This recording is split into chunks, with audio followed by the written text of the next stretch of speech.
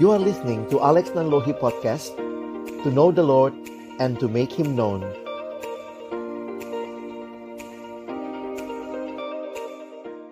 Kami akan membuka firman-Mu ya Tuhan, kami mohon bukalah juga hati kami. Jadikanlah hati kami seperti tanah yang baik, supaya ketika benih firman Tuhan ditaburkan, itu boleh sungguh-sungguh berakar, bertumbuh, dan juga berbuah nyata di dalam kehidupan kami. Berkati baik hamba-Mu yang menyampaikan firman, setiap kami yang mendengarkan, Tuhan tolonglah kami semua, agar kami bukan hanya menjadi pendengar-pendengar firman yang setia, tapi mampukan kami dengan kuasa dari Roh-Mu yang kudus, kami dimampukan menjadi pelaku-pelaku firman-Mu di dalam kehidupan kami. Bersabdalah ya Tuhan, kami umat-Mu sedia mendengarnya di dalam satu nama yang kudus, nama yang berkuasa, nama Tuhan kami Yesus Kristus. Kami menyerahkan pemberitaan firman-Mu. Amin. Firman Tuhan pagi hari ini diambil di dalam Yeremia pasal yang ke-17. Kita akan membaca Yeremia pasal yang ke-17 ayat yang ke-5 sampai dengan ayatnya yang ke-8. Yeremia 17 ayat 5 sampai ayat yang ke-8. Jika Bapak Ibu Saudara sudah menemukan, kita akan membaca bagian ini bergantian. Pria bersama saya membaca ayat yang ke-5, yang wanita membaca ayat yang ke-6. Kita bergantian sampai ayat yang ke-8. Pria akan mulai 1, 2, ya. Beginilah firman Tuhan, terkutuklah orang yang mengandalkan manusia, yang mengandalkan kekuatannya sendiri, dan yang hatinya menjauh daripada Tuhan.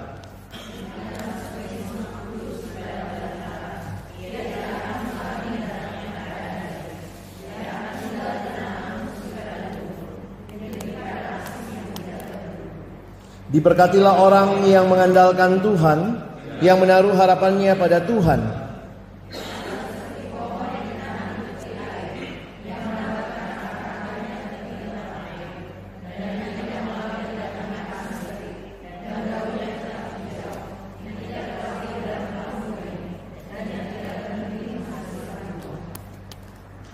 Saudara, pagi hari ini kita bicara tentang pelayan yang mengandalkan Tuhan.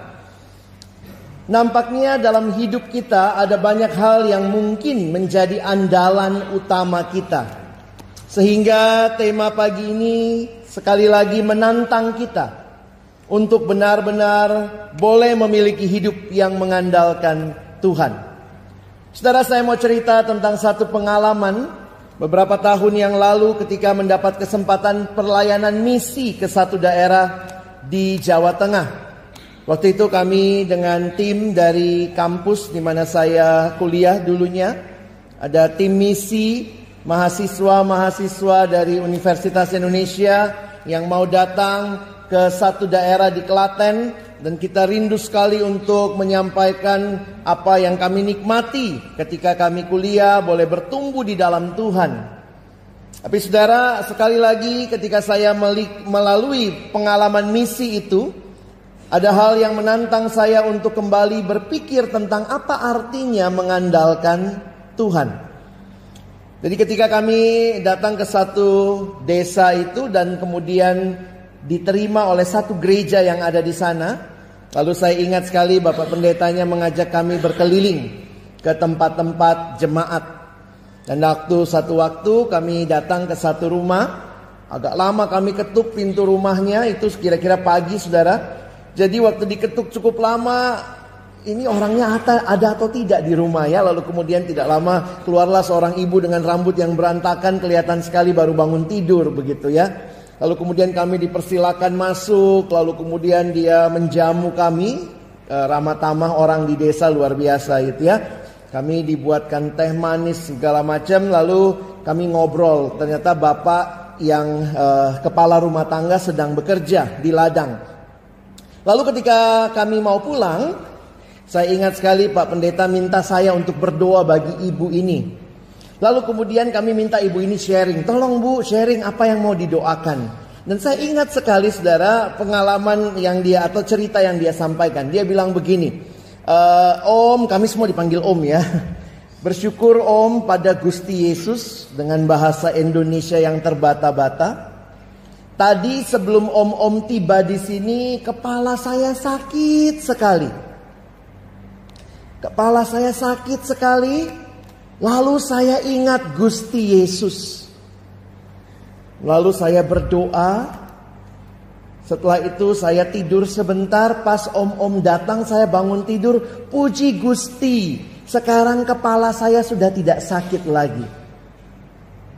Saudara, kami mahasiswa dari Universitas Indonesia dengan segala hal yang kami miliki, kami ingin membagi sesuatu kepada mereka. Tetapi hari itu saya jadi belajar sesuatu dari mereka. Kita kalau di kota sakit kepala ingat apa? Saudara boleh sebut semua merek ya. Panadol, Paramex. Saudara, saya harus menyatakan dengan jujur di hadapan Tuhan, tidak mudah mengandalkan Tuhan. Mengingat Tuhan dalam segala hal yang kita alami dan kita lalui. Betulkah pertanyaannya? Kita sedang mengandalkan Tuhan. Sekali lagi, ini bukan berarti kita tidak butuh obat, Bapak Ibu Saudara sekalian. Tetapi seringkali sikap kita di dalam kehidupan suka terbalik. Kalau semua obat sudah dicoba, tetap masih sakit kepala, baru ingat Tuhan. Aduh Tuhan, semua udah diminum, aduh Tuhan tolong. Doa kepada Tuhan seringkali menjadi jalan terakhir kita, bukan jalan pertama. Saudara yang dikasihi Tuhan, hari ini firman Tuhan mengingatkan kepada kita. Kalau saudara membaca konteks dalam Yeremia pasal 17, sebenarnya pergumulan bangsa yang jauh dari Tuhan, yang meninggalkan Tuhan, pergumulan bangsa yang luar biasa menista Allah. Dan karena itulah firman Tuhan datang. Kalau saudara baca di dalam pasal 17, dikatakan judul perikop ini, pergumulan Nabi oleh karena bangsa yang berdosa.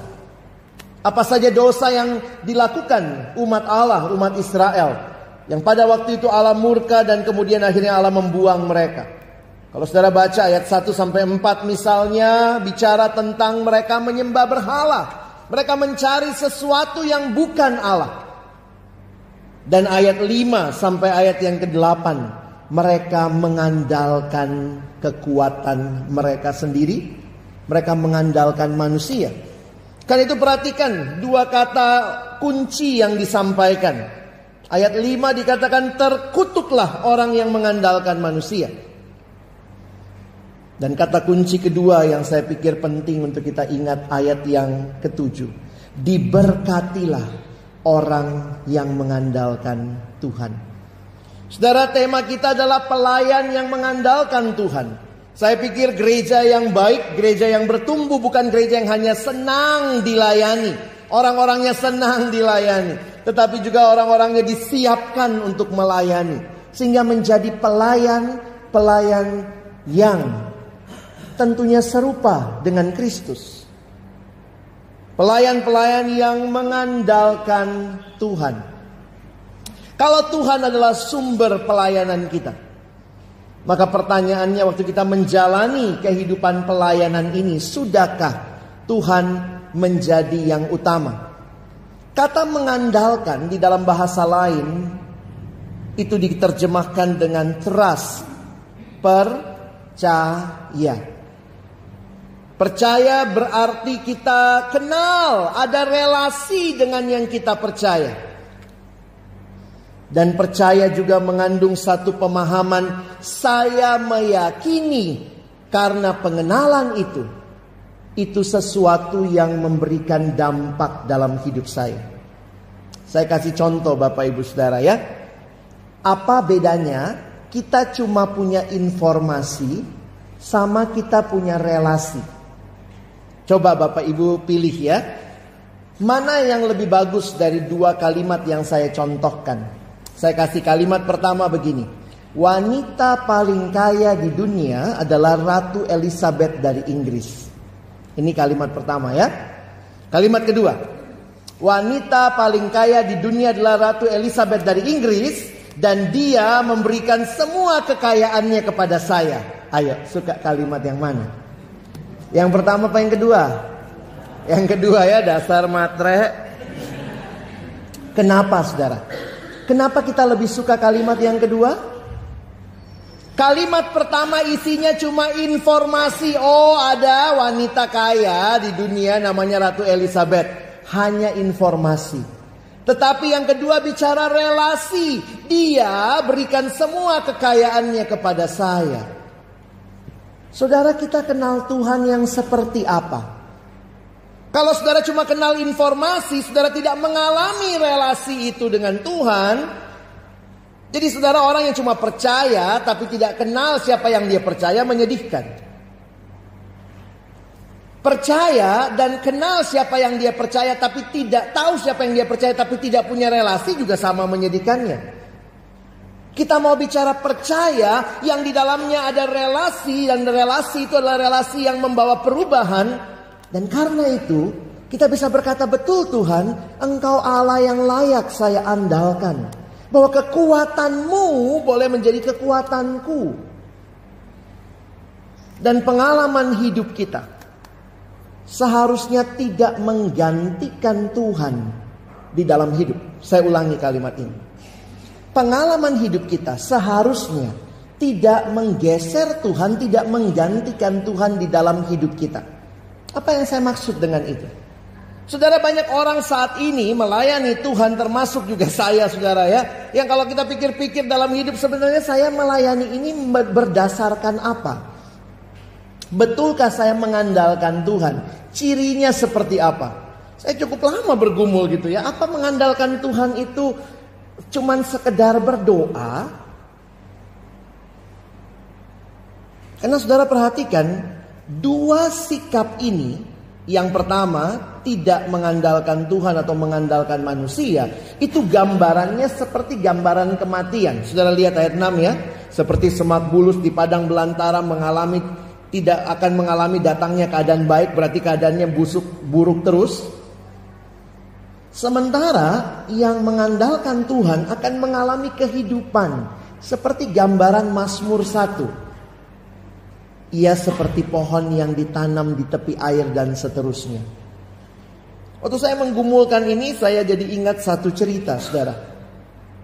Mari kita buka sebentar 2 Samuel pasal 5. Saya mau mengajak kita memikirkan apa artinya mengandalkan Tuhan dalam hidup dan pelayanan kita. 2 Samuel pasal 5, mari saudara perhatikan sebentar ayat 17.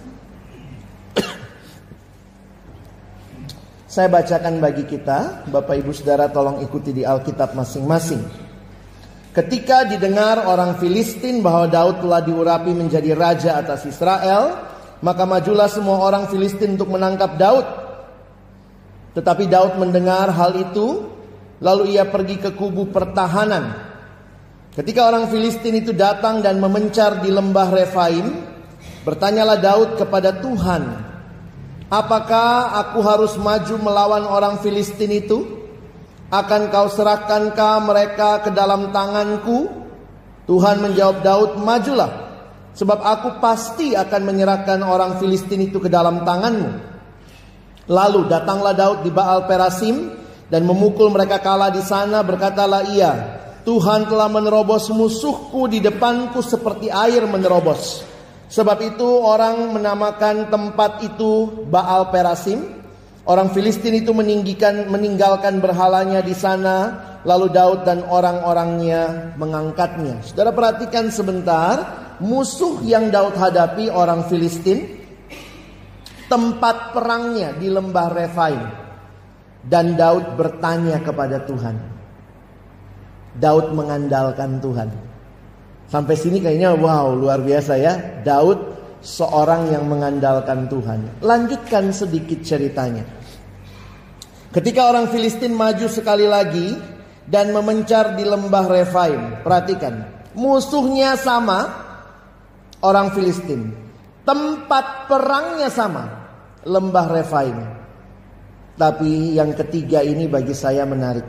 Daud tanya lagi sama Tuhan. Saudara lihat ayat berikutnya.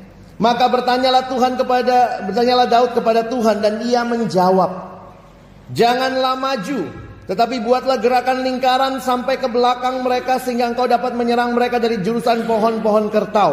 Dan bila engkau mendengar bunyi derap langkah di puncak pohon-pohon kertau itu, maka haruslah engkau bertindak cepat. Sebab pada waktu itu Tuhan telah berperang di depanmu untuk memukul kalah tentara orang Filistin.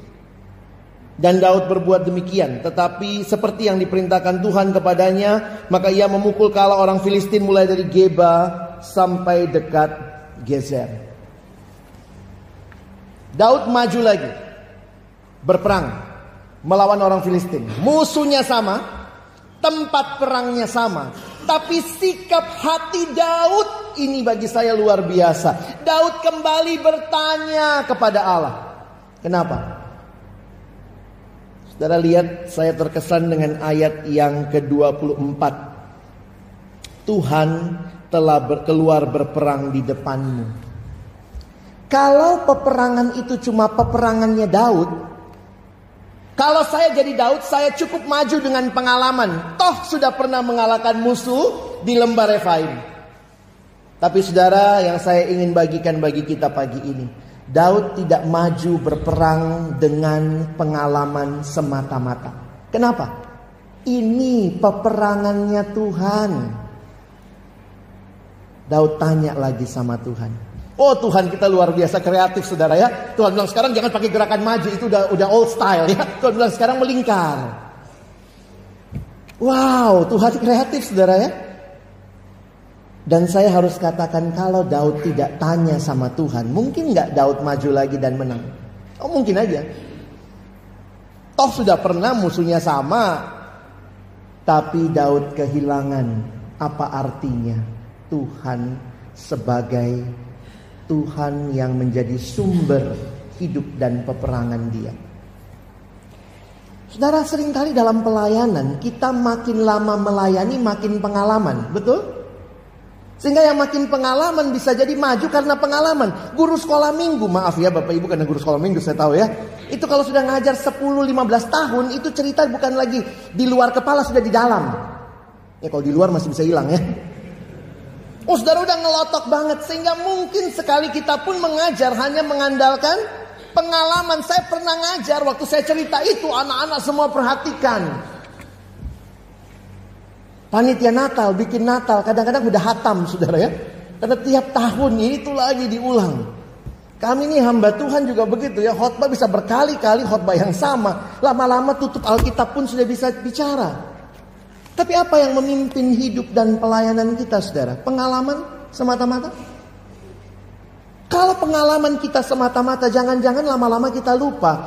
Kita pikir kitalah sumber pelayanan. Oh bukan. Kalau Tuhan sumber pelayanan, maka saudara dan saya harus terus pelihara relasi dengan Tuhan. Harus terus tanya Tuhan mau apa.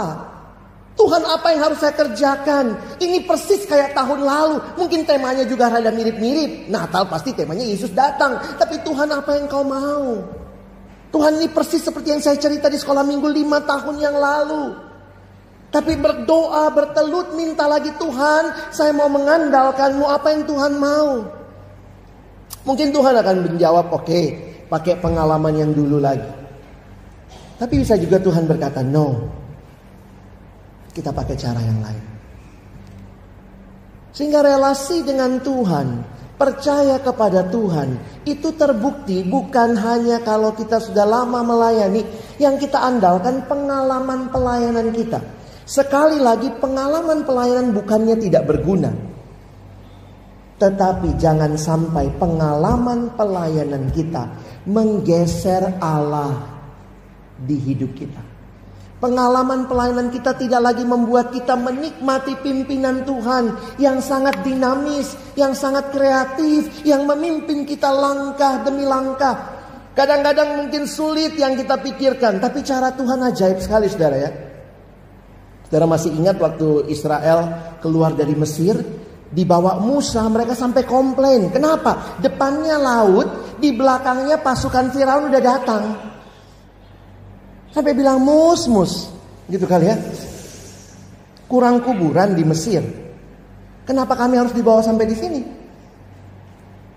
Tapi bagi saya ketika itu Musa berkata, Tuhan memberi keselamatan. Kalau pakai logika udah gak mungkin. Depan laut, belakang musuh. Kadang-kadang ya, kalau kita cuma ngandalin pikiran kita, bukan berarti gak perlu rapat. Kadang-kadang rapat, gimana ini? Kondisinya begini nih, begini. Tapi kalau kita sadar ini peperangannya Tuhan, kita minta Tuhan nyatakan kuasamu. Hingga Tuhan bilang, Musa punya apa? Tongkat, pukul, kebelah. Saya mikir kalau saya jadi Musa tuh luar biasa juga, saudara. Itu kan pukul tongkat itu, Musa kan gak pernah gladi resik belah laut ya. Coba ya kalau dia pukul begini gak kebelah, malunya di mana tuh? Ya ampun, gak kebelah gitu ya. Tapi waktu Musa percaya, Musa mengandalkan Tuhan. Mengandalkan Tuhan seringkali dalam situasi yang kita sendiri bahkan katakan gak ada jalan keluar. Yeremia 9 sebenarnya mengingatkan, ya banyak hal yang seringkali lebih kita andalkan. Apa itu Yeremia 9? Janganlah orang bijaksana bermegah karena kebijaksanaannya. Janganlah orang kuat bermegah karena kekuatannya. Janganlah orang kaya bermegah karena kekayaannya. Tetapi siapa yang mau bermegah, hendaklah bermegah dalam hal berikut, bahwa ia mengenal aku, ia memahami dan mengenal siapakah Allah. Saudara, masuki pelayanan kita. Yang saya waktu baca tema saudara, saya mikir-mikir luar biasa ya. Kita mau jadi pelayan yang mengandalkan Tuhan. Dan itu adalah pelayan yang serupa dengan Kristus. Serupa dengan Kristus mau mengandalkan apa yang menjadi kehendak Bapanya. Tapi kadang-kadang jebakan kita memang selalu sama ya. Kita bisa jadi nggak jadi pelayan yang serupa Kristus. Kita pikir kita Kristus. Bukan pelayan yang serupa Kristus, tapi pelayan yang menjadi Kristus. Oh, saya besar, saya pengalaman, saya berkuasa. Dan kalau itu jadi pengalaman kita, kita tidak menikmati indahnya pimpinan Allah yang sangat dinamis itu. Serupa dengan Kristus, bukan menjadi Kristus, tetapi terus bergantung mengandalkan Dia. Tuhan kasih Roh-Nya yang kudus memimpin kita. Tuhan kasih firman-Nya menjadi petunjuk bagi kita.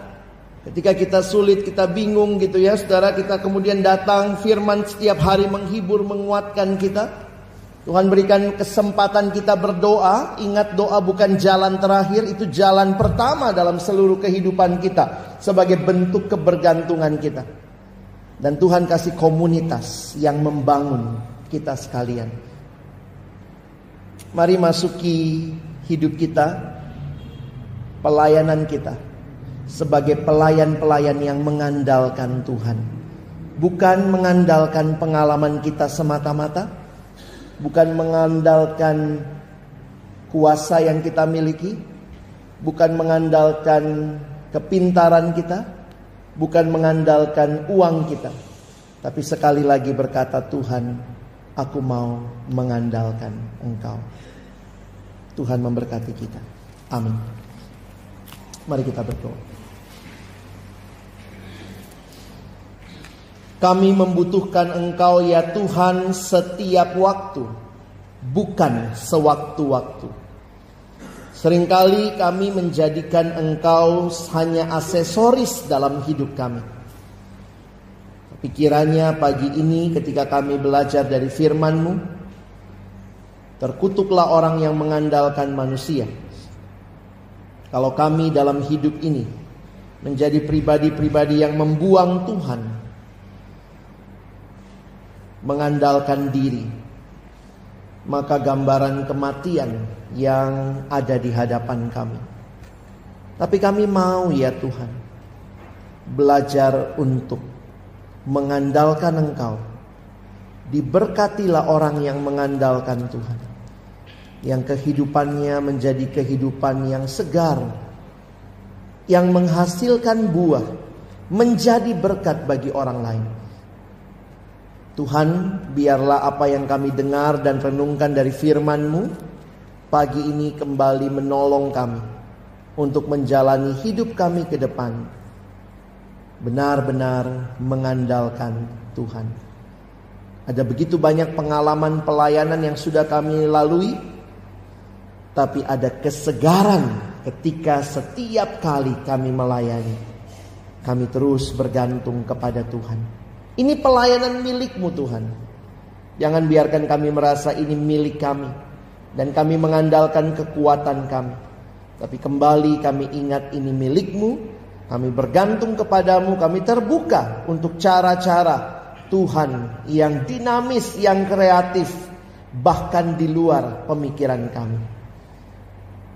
Pakailah komunitas kami, pakailah firman-Mu, waktu-waktu berdoa dan Roh Kudus yang diam di hati kami, terus membawa kami di dalam hidup yang mengandalkan Tuhan hari lepas hari.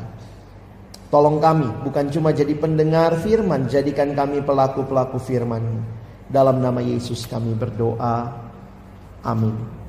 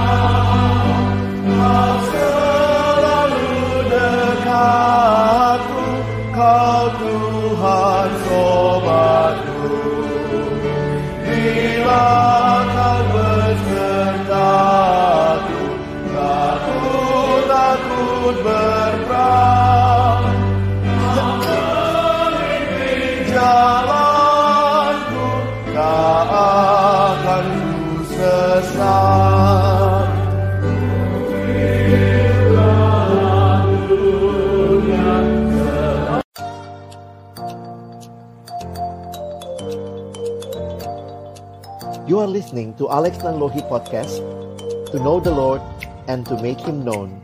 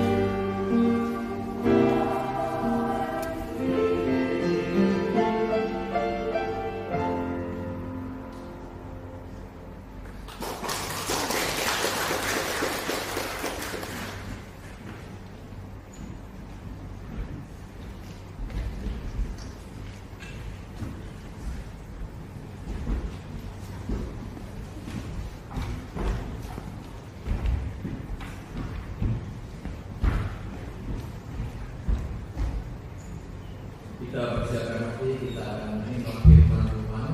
Hari ini yang menyampaikan firman Tuhan adalah Guru Injil Alex Nanlohi. 我们预备好我们的心领受上帝的话，今天很高兴有 Alex Nanlohi 传道在我们当中分享上帝的话。 Tema yang akan kita renungkan pagi hari ini adalah pelayan yang mengandalkan Tuhan. 主题是信靠上帝的仆人。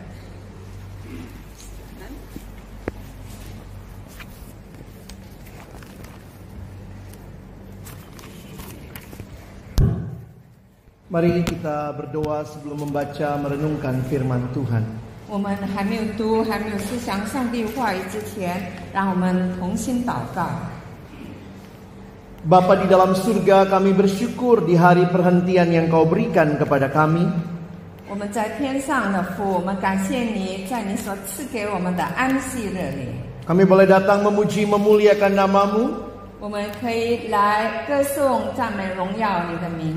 Kami boleh datang berdoa kepadamu. 我们也可以来向你祷告。 Dan tiba waktunya bagi kami untuk mendengarkan firman-Mu. 这个时候，我们要聆听你的话语。 Ketika kami membuka firman-Mu, ya Tuhan, bukalah juga hati kami. 主要当我们打开你的话语时，求你也打开我们的心门， Jadikanlah hati kami seperti tanah yang baik, 使我们的心好像肥沃的土地一样。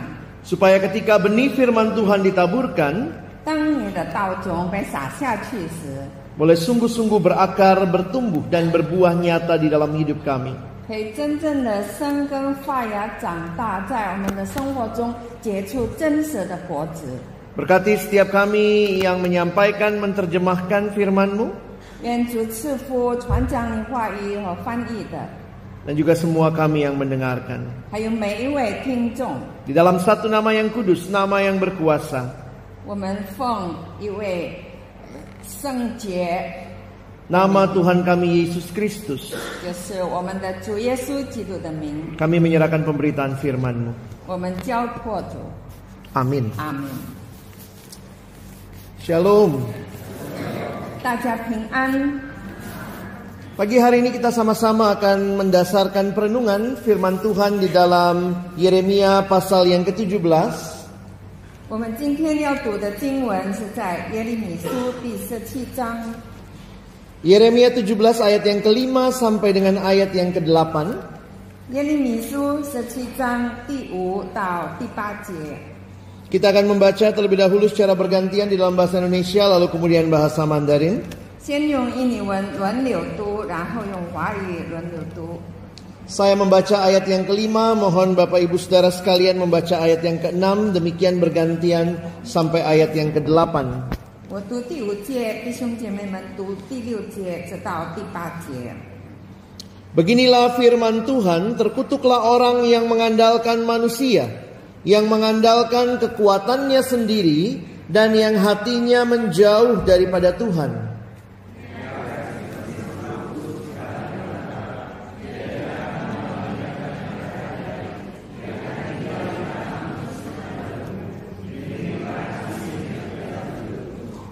Diberkatilah orang yang mengandalkan Tuhan, yang menaruh harapannya pada Tuhan.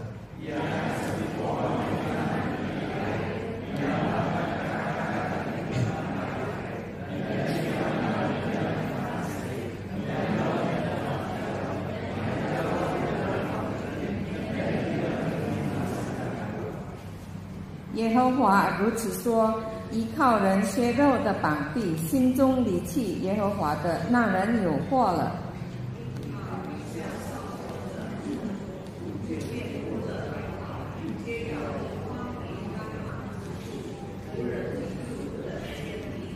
依靠耶和华，以耶和华为可靠的那人有福了。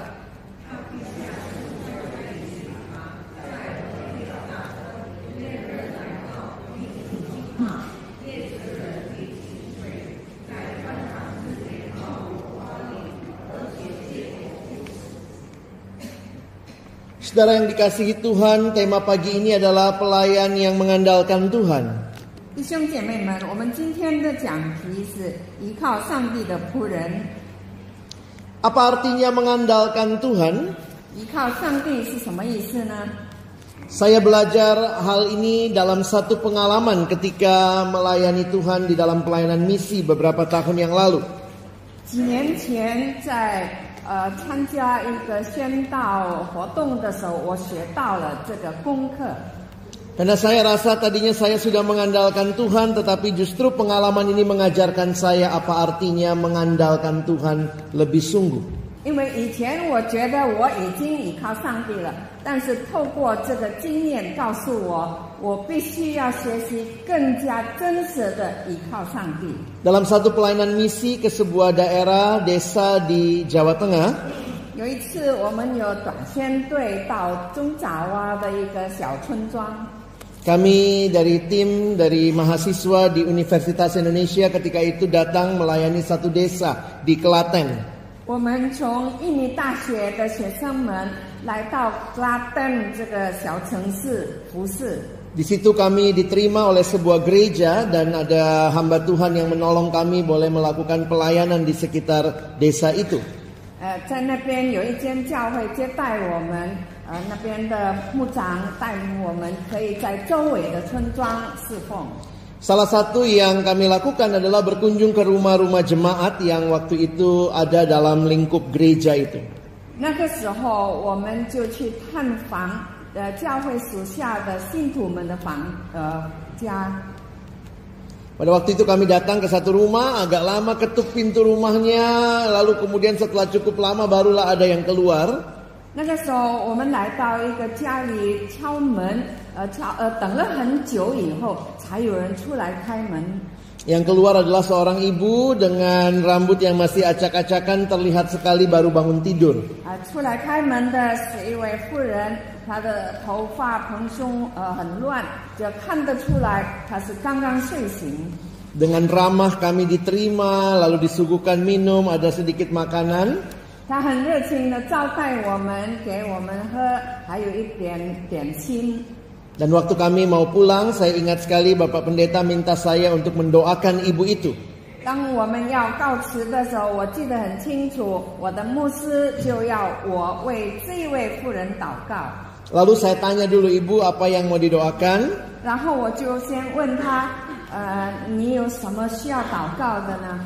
Lalu kemudian dia cerita, ibu ini sharing. 然后他就分享。 Dia katakan tadi sebelum om-om datang, kami semua dipanggil om ya. 他说刚才先生们，你们还没有来之前， Saya kepalanya sakit sekali. 我的头很痛。 Jadi saya kemudian ingat Gusti Yesus. 然后我就想起主耶稣， Lalu saya berdoa. 我就祷告， Dan kemudian saya pergi tidur. 然后我就又再去睡。 Nah lalu tadi pas om-om datang ketuk pintu, saya bangun dan puji Gusti, sekarang saya sudah hilang sakit kepalanya. 刚才你们来的时候，我就起来给你们开门，感谢主，现在我的头痛已经消失了。 Kami dari Jakarta, mahasiswa yang rasanya punya banyak hal untuk dibagikan kepada orang di desa. 我们从野城来的大学生，我们觉得有很多事情要和乡下的人分享。 Tapi hari itu justru saya yang merasa kok saya yang belajar apa artinya beriman dan mengandalkan Tuhan. 但是那一天，我觉得我真正的学到一个功课，什么叫做真正的信靠上帝。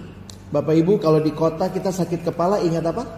弟兄姐妹们，我们在城市里，如果头痛的话，我们想到什么？ Muncul semua merek obat ya, Panadol, Paramex dan segalanya. 我们想到的都是一些头痛药。 Berapa banyak yang ingat Yesus? 有多少人想起耶稣呢？ Bukan berarti kita tidak butuh obat. 不表示说我们不需要药瓶， Tetapi waktu kita mengatakan kita mengandalkan Tuhan, apakah memang Tuhan menjadi jalan utama dan jalan pertama dalam segala pergumulan permasalahan hidup? 但是当我们说我们依靠主的时候，是否它成为我们的第一条路，并且是最重要的一条路？当我们面对生活中的挣扎， Biasanya cari Tuhan kalau semua jalan sudah tidak nolong ya. 通常我们寻求主，当所有一切的路都不能通的时候， Panadol biru nggak nolong, merah nggak nolong, baru aduh Tuhan dicari, tapi jalan terakhir. 我们吃的药没有效力，我们才找主啊，请帮助我们。 Secara sederhana apa artinya mengandalkan Tuhan? 很简单的说，依靠上帝是什么意思？ Perhatikan apa yang disampaikan di dalam Yeremia 17 yang menjadi bacaan kita hari ini. 我们注意看耶利米书第17章，就是我们今天的经文。 Di dalam Alkitab Bahasa Indonesia judul yang diberikan pergumulan Nabi oleh karena bangsa yang berdosa. 17章在圣经公会给的小题就是有大的罪和惩罚。 Ini dosanya bangsa Yehuda, orang-orang Yahudi yang adalah Israel pada waktu itu. Mereka berdosa di hadapan Tuhan. 犹大就是以色列的百姓，当时在上帝面前犯了罪。Di dalam situasi kehidupan mereka pada waktu itu, mereka kemudian mengandalkan Allah-Allah yang lain atau berhala-berhala. 在他们所面对的生活当中，后来他们就离弃了上帝，去敬拜偶像。 Saudara bisa lihat itu dalam ayat 1 sampai ayat yang keempat bacaan kita. 我们可以从第1到第4节看到。 Lalu dosa lain yang dituliskan bukan hanya penyembahan berhala, itulah bacaan kita ayat 5 sampai 8, dosa mengandalkan kekuatan mereka sendiri. 然后其他的罪就是从第5节到第8节所记载的，他们依靠自己的能力。 Apa yang menjadi hal yang Tuhan marah di dalam bagian ini? 在这一段经文中，为什么上帝发怒呢？ Mereka mengaku mereka umat Allah, tetapi hidupnya tidak menyatakan mereka mengandalkan Allah. 他们虽然承认是上帝的子民，但是他们在生活中并没有表现出他们真正的是上帝的子民。 Saudara perhatikan ayat yang kelima, kata kuncinya terkutuklah. 第5节我们看，那人有祸了。 Yang terkutuk adalah orang yang mengandalkan manusia, yang mengandalkan kekuatannya sendiri. 有祸的人就是那些依靠人血肉的膀臂、依靠自己力量的人。 Dan perhatikan kata kunci yang kedua di ayat yang ke-7, diberkatilah. 然后第7节的要记就是有福了。 Yang diberkati adalah orang yang mengandalkan Tuhan, yang menaruh harapannya pada Tuhan. 有福的是谁呢？就是依靠耶和华，以耶和华为可靠的。 Mari kita mengevaluasi hidup kita hari ini. 今天让我们来检查我们的生活。 Apakah kita cuma mengatakan saya orang Kristen, tapi hidup sehari-hari kita mungkin tidak sedang mengandalkan Tuhan? 是不是我们只嘴巴里说我是基督徒，但是我们的生活中却没有真正的依靠上帝？ Perhatikan dua gambaran yang diberikan di dalam ayat 6 dan ayat 8. 我们注意看第6节和第8节所描绘的2幅图画。 Terkutuklah orang yang mengandalkan manusia, gambarannya ayat 6 seperti semak bulus di padang belantara. Ini adalah gambaran ketidakbergunaan, bahkan gambaran yang mati. 依靠人血肉的膀臂，那人有祸了，因他必像沙漠的杜松，不见福乐来到。这是一个死的画面。 Dan perhatikan mereka yang mengandalkan Tuhan dan diberkati, gambarannya gambaran kehidupan ayat 8. Ia akan seperti pohon yang ditanam di tepi air, yang merambatkan akar-akarnya ke tepi batang air, dan seterusnya. Ini seperti Mazmur 1. 依靠耶和华的那人有福了，就好像第8节所描绘的，他必像树栽于水旁，在河边扎根，炎热来到并不惧怕。这就好像诗篇第1篇所写的一样。 Betapa indahnya hidup yang mengandalkan Tuhan.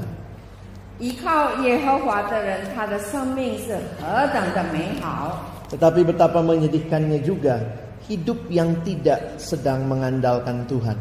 没有依靠上帝的人，他的生命是何等的可悲。 Secara sederhana mengandalkan Tuhan ini bisa dipakai dalam terjemahan yang lain dikatakan percaya. 那么依靠耶和华可以用其他的字眼来解释，就是相信。 Orang yang mengandalkan Tuhan adalah orang yang percaya kepada Tuhan. 依靠耶和华的就是相信耶和华的人。 Dan kalau kita mengatakan kita percaya kepada Tuhan, berarti kita kenal Dia, kita punya relasi dengan Dia. 如果我们说我们相信上帝，表示说我们认识他，我们和他有关系。 Dan harusnya relasi itu adalah relasi yang membawa perubahan bagi kita. 这个关系必须是为我们带来改变的。 Relasi yang membawa transformasi. 这个关系能够改变我们的生命。 Nah ini bedanya saudara antara kita benar-benar kenal secara pengalaman relasi dengan kenal sebatas informasi. 这就是我们单单在资讯方面认识，或者靠着我们的经验，我们经历它的带来的认识。 Jadi orang yang mengandalkan Tuhan, yang percaya sama Tuhan, tentunya dia harus kenal siapa Tuhan, dan pengenalannya itu melibatkan relasi. 一个依靠耶和华的人，就是相信耶和华的人，他必须先认识谁是上帝，并且他这个认识是基于他与上帝建立的关系。Saya kasih contoh apa bedanya orang yang berelasi dengan orang yang hanya tahu informasi. 我告诉你们这个单单知道或者有经历过的分别。Saya kasih 2 kalimat, Bapak Ibu pilih ya, yang mana yang lebih suka. 我给你们2句话，你们可以选比较喜欢哪一句。 Kalimat pertama begini. 第一句话是 Wanita paling kaya di dunia adalah Ratu Elizabeth dari Inggris. 世界上最富有的女人就是英国的女皇。 Sekarang kalimat kedua mirip seperti yang pertama. 现在第二句话和第一句话有一点相像。 Wanita paling kaya di dunia adalah Ratu Elizabeth dari Inggris dan dia memberikan semua kekayaannya kepada saya. 世界上最富有的女人就是英国的伊丽莎白女王，她把她所有的财富赐给我了。 Lebih suka kalimat yang mana? 1 atau 2? 更喜欢哪一句？第一句或者第二句？ Lebih suka 2 ya, dasar matre. 当然喜欢第二句，你们都是贪财的。 Saudara, kenapa kalimat 1 itu biasa saja buat kita?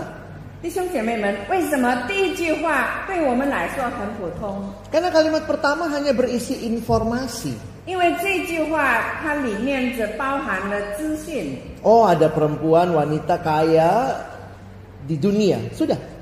在世界上有一个很富有的女人。 Tetapi 就这样好了。 kalimat yang kedua melibatkan relasi. Dia memberikan semua kekayaannya kepada saya. 但是第二句话就有关系了，因为他把他所有一切财富都送给我了。 Pertanyaannya bagi kita, kita kenal Tuhan itu sebatas informasi atau benar-benar melibatkan relasi? 那现在问题是我们认识上帝只不过是知道而已，资讯而已，或者我们真的与他有个人的关系。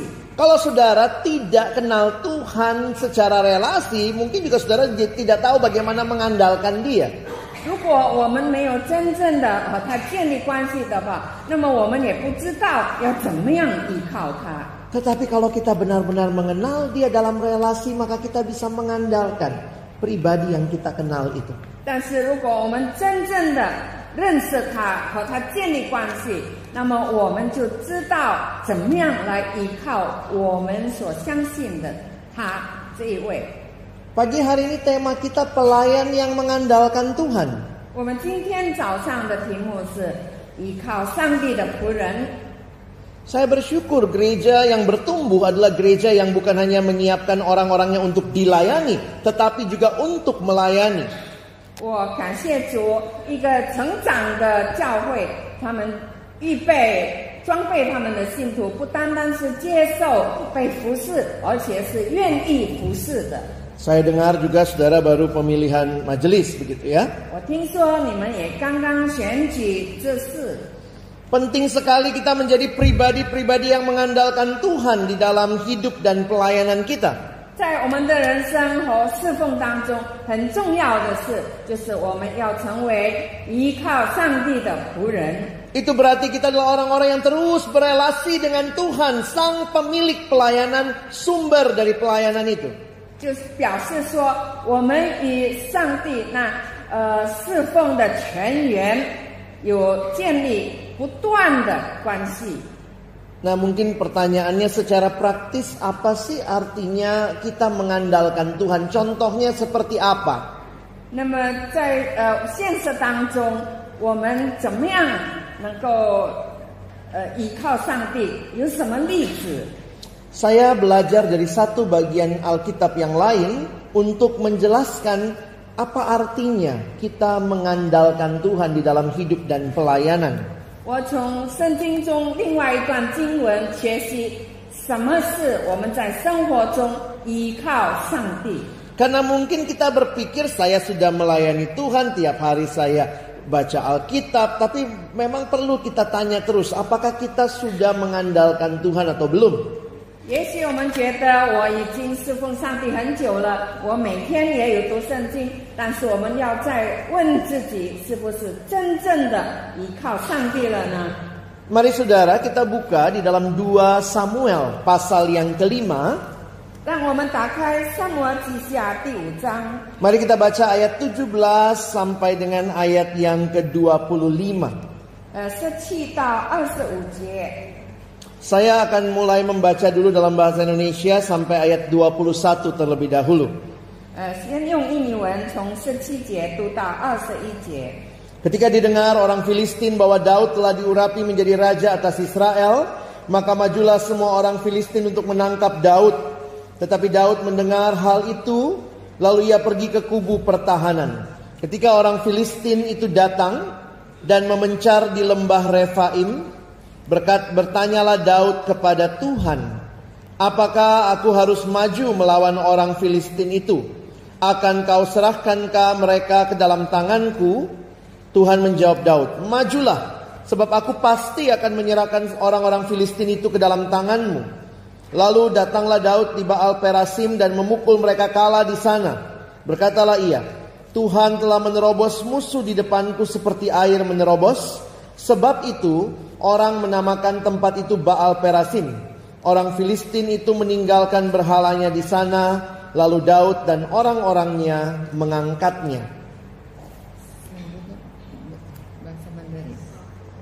Boleh sampai ayat 21 dulu. 非利士人听见人告大卫做以色列王，非利士众人就上来寻索大卫。大卫听见就下到宝藏。非利士人来了，布散在利法音谷。大卫求问耶和华说：“我可以上去攻打非利士人吗？你将他们交在我手里吗？”耶和华说：“你可以上去，我必将非利士人交在你手里。”大卫来到巴利比拉辛，在那里击杀非利士人，说：“耶和华在我面前冲破敌人，如同水冲去一般，因此称那地方为巴利比拉辛。”非利士人将偶像贴在那里，大卫和跟随他的人拿去了。 Saudara, sampai ayat 21 kita perhatikan ada 3 hal yang menarik bagi saya. 弟兄姐妹们，到21节有3样事对我来说非常吸引人。 Perhatikan yang pertama, musuhnya Daud itu adalah orang Filistin. 第一件事我们注意到，大卫的敌人就是非利士人。 Dan tempat berperangnya itu lembah Refaim. 他们在利法音谷打仗。 Dan hal yang ketiga yang menarik ayat 19, bertanyalah Daud kepada Tuhan. 第三就是在19节，大卫求问耶和华。 Wah, luar biasa ini saudara ya, Daud adalah orang yang bertanya kepada Allah. 我们看到大卫是一个非凡的人，因为他求问上帝。 Dan hari itu Tuhan beri kemenangan karena Tuhan menjawab, majulah seperti air yang menerobos, dan Israel menang. 那一天他们打了胜仗，因为耶和华告诉他们：“你出去冲破敌人，如同水冲去一般。” Sekarang perhatikan ayat 22. 现在注意第22节。 Ketika orang Filistin maju sekali lagi dan memencar di lembah Refaim, 非利士人又上来布散在利法音谷。 saudara perhatikan musuhnya sama, Filistin. Tempat perangnya juga sama, lembah Refaim. 我们注意到他的敌人还是一样，非利士人那个打仗的地点也是一样，利法音谷。 Tetapi yang menarik bagi saya adalah ayat 23. Maka bertanyalah Daud kepada Tuhan. 但是请大家注意23节，大卫求问耶和华。 Kalau saudara jadi Daud, tanya lagi nggak sama Tuhan? 如果你是大卫的话，你会不会再求问上帝？ Musuhnya kan sama. 同样的敌人， Tempat perangnya sama. 同样的打仗地方， Kenapa mesti tanya lagi? 为什么还要再问？ Tapi cara yang menarik ketika Daud bertanya kepada Tuhan, lihat jawaban Tuhan. 但是大卫求问耶和华的时候，有一件我们很感兴趣的，我们看耶和华的回答。 Perhatikan ayat 23, ia menjawab, janganlah maju, Tetapi buatlah gerakan lingkaran sampai ke belakang mereka, sehingga engkau dapat menyerang mereka dari jurusan pohon-pohon kertau. Dan bila engkau mendengar bunyi derap langkah di puncak pohon-pohon kertau itu, maka haruslah engkau bertindak cepat, sebab pada waktu itu Tuhan telah keluar berperang di depanmu untuk memukul kala tentara orang Filistin. Dan Daud berbuat demikian seperti yang diperintahkan Tuhan kepadanya. Maka ia memukul kala orang Filistin mulai dari Geba sampai dekat Gezer. 23节，大卫求问耶和华，耶和华说：“不要一直的上去，要转到他们后头，从桑树对面攻打他们。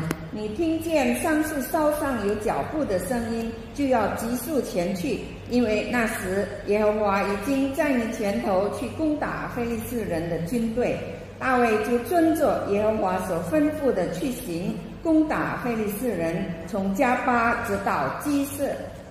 Saudara lihat ya, Tuhan kita sangat dinamis, saudara. 我们看到上帝是充满活力的。 Tuhan kamu pakai cara lama yang maju, sekarang keliling, ya. 上帝不要用以前的方法直接去攻打，现在要用老圈的方法。 Saudara lihat, musuh sama, tempat perangnya sama, tetapi sikap Daud yang mengandalkan Tuhan, dia tanya lagi kepada Tuhan. 我们看到同样的敌人，同样的打仗地点，但是大卫他依靠上帝，他再一次求问上帝。 Daud tidak maju hanya karena berdasarkan pengalaman. 大卫没有依靠自己的经验马上出去。 Pasti di dalam hidup pengalaman penting. 在我们的人生中，经验是非常重要。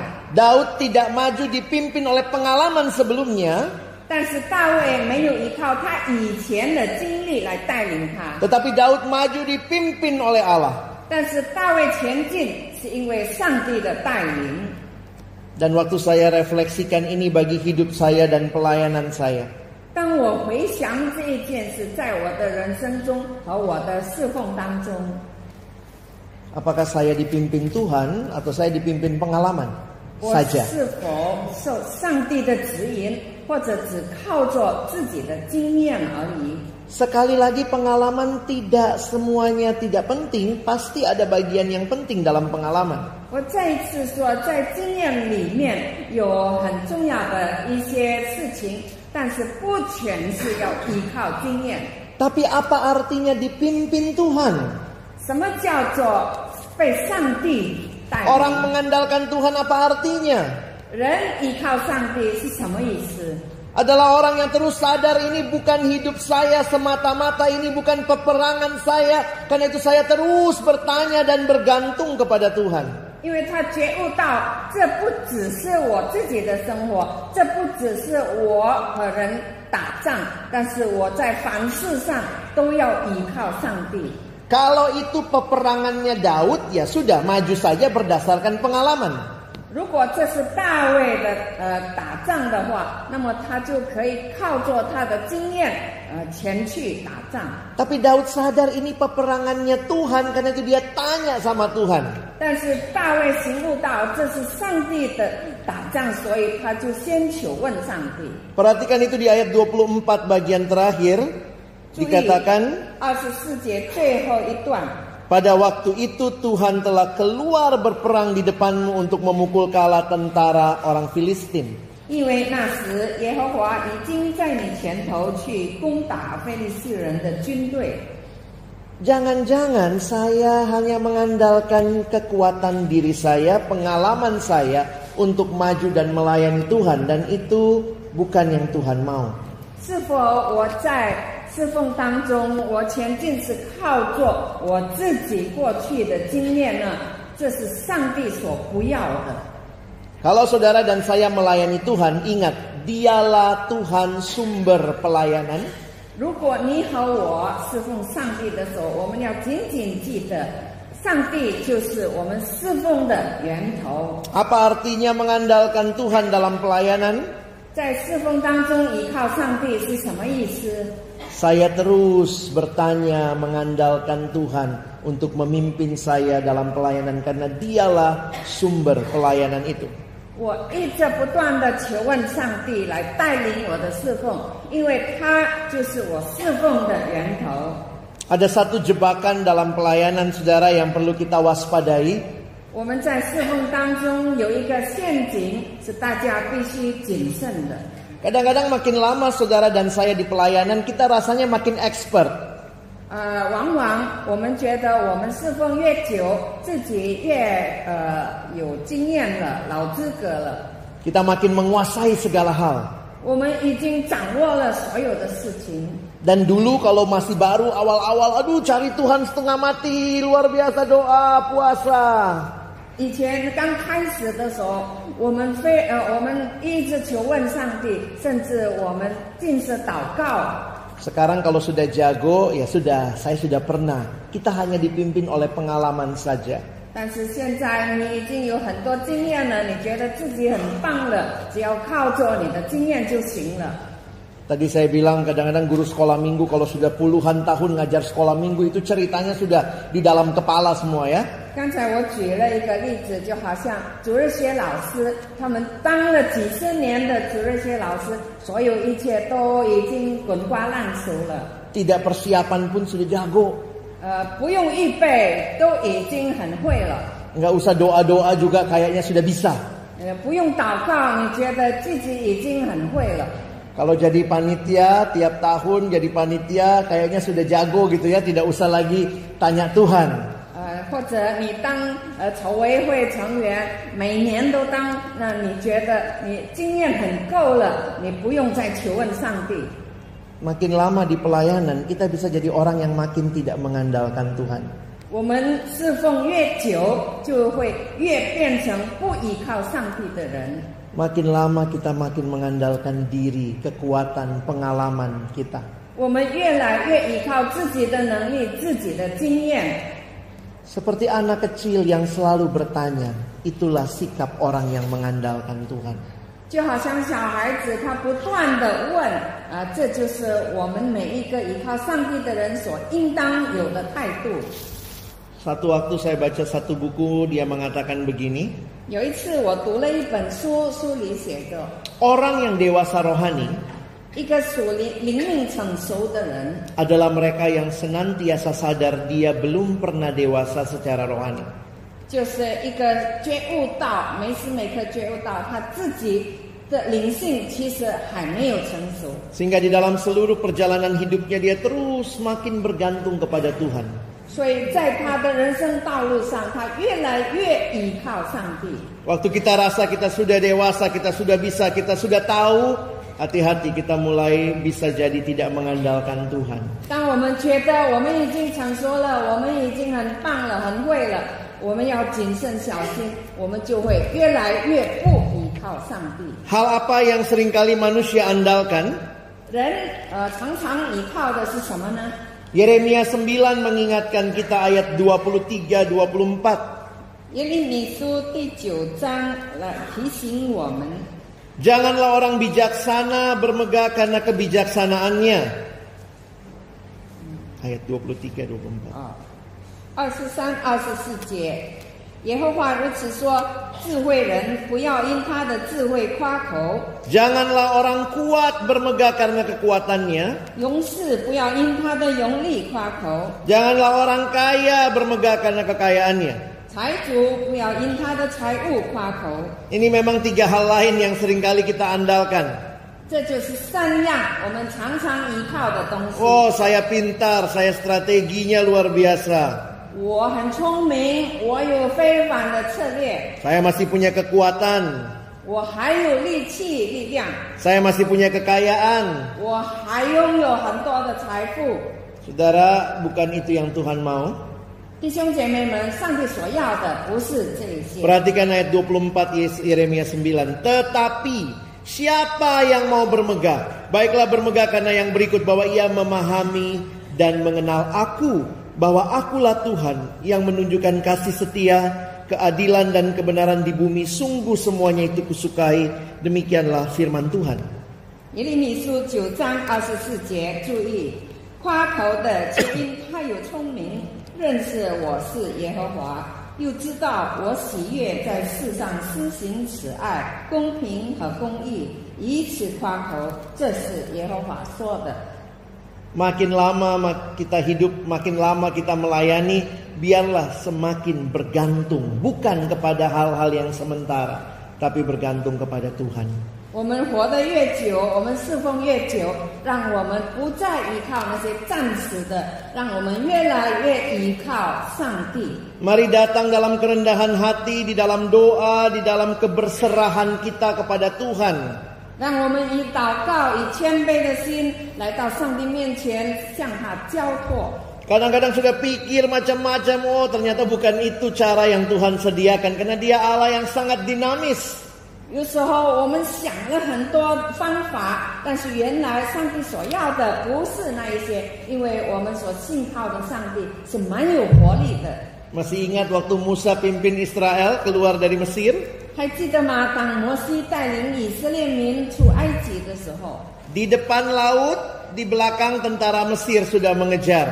前面是海，后面是埃及的军队来追赶他们。 Orang Israel mulai komplain sama Musa, apa kurang kuburan di Mesir, kami harus mati di sini. 以色列百姓就向摩西发怨言：难道在埃及没有坟墓吗？你带我们来死在这里。 Kalau pakai strategi berpikir ini udah nggak bisa jalan, depan laut, di belakang musuh.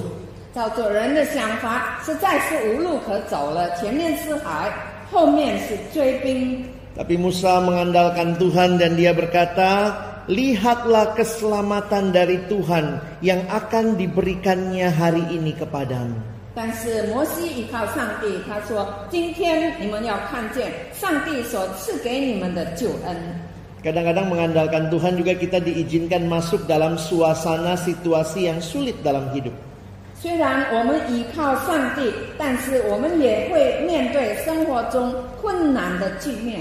Saya bisa bayangkan jadi Musa ya, dia kan tidak pernah geladi resik belah laut.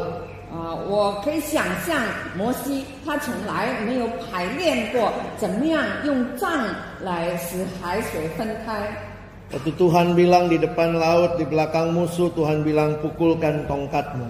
当他面对前面海，后面有追兵，上帝告诉他：“你伸出你的杖来打这个海水。” Seringkali kita melihat orang yang mengandalkan Tuhan, Tuhan buka jalan dengan cara-cara yang bahkan tidak bisa kita pikirkan secara manusia. 我们看到一个依靠上帝的人，上帝往往给他指出的方法道路是人所想象不到的。 Inilah yang harus kita miliki, sikap mengandalkan Tuhan, selalu berserah, selalu bertanya kepada Tuhan, bahkan untuk hal-hal yang saudara dan saya sudah sangat-sangat berpengalaman. 这就是我们依靠上帝的人所应当做的，无论在什么事上，不要靠自己的经验。虽然你在这一方面已经有很多的经历了。 Marilah kita ingat tema gereja saudara, kita mau serupa dengan Kristus. 让我们时刻记得我们教会的总题， Kita 就是更像耶稣。 Kita mau serupa dengan Kristus. 我们愿意像耶稣， Tapi hati-hati kalau kita merasa akhirnya kita jadi Kristus. 但是小心，你不要自以为成为耶稣了。 Masalah utama di Taman Eden bisa terulang lagi di gereja kita. 在伊甸园所发生的这个犯罪的事，也会发生在我们的教会。 Manusia itu gambarnya Allah. 人本来有上帝的形象， Tapi di Taman Eden manusia mau jadi Allah.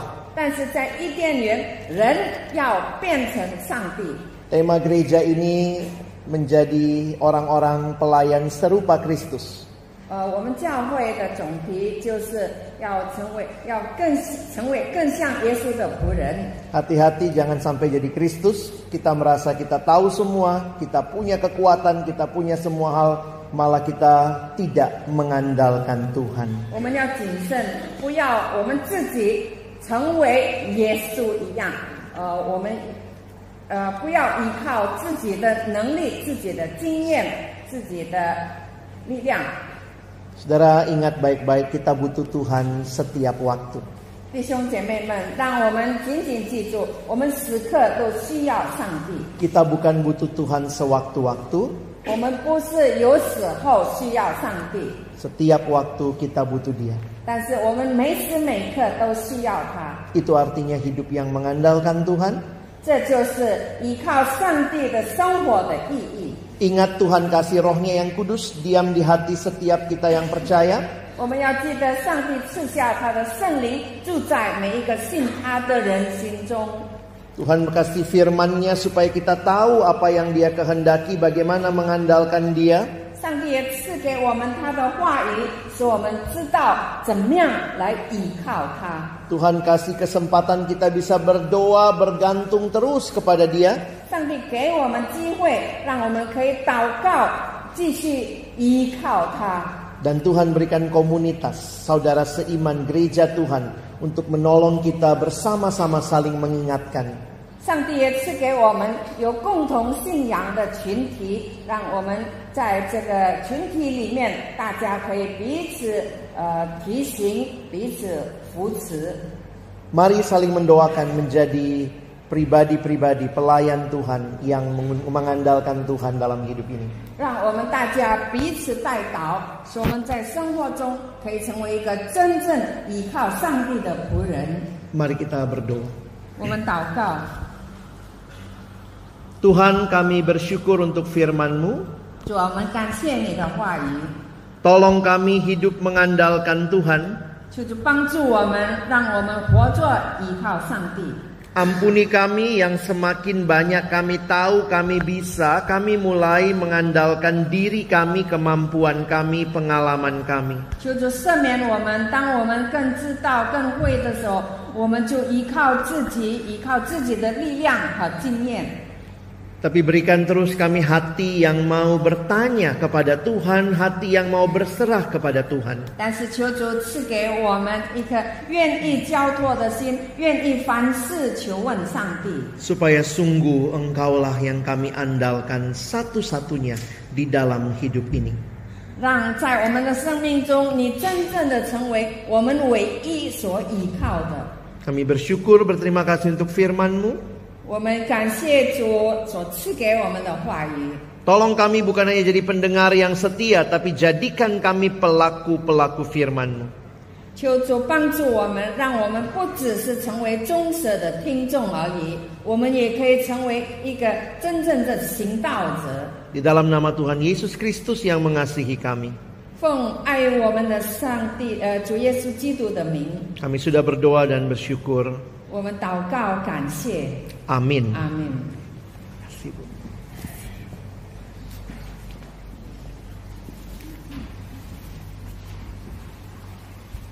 Tuhan Yesus kita sangat baik, mengingatkan kita hidup mengandalkan Dia. 我们的主耶稣是满有慈爱的，时时刻刻提醒我们，我们要依靠他。 Dalam pertemuan kehidupan kita, apalagi di dalam melayani Tuhan, biarlah kita 在我们生活面对的挑战和在侍奉上，带领我们能够一同来依靠他。 Mari kita meresponi firman-Nya secara yang kemudian 340. 我们来回应上帝的话，我们来唱诗346首。 Oh Yesus, aku berjanji. 主耶稣，我曾应许。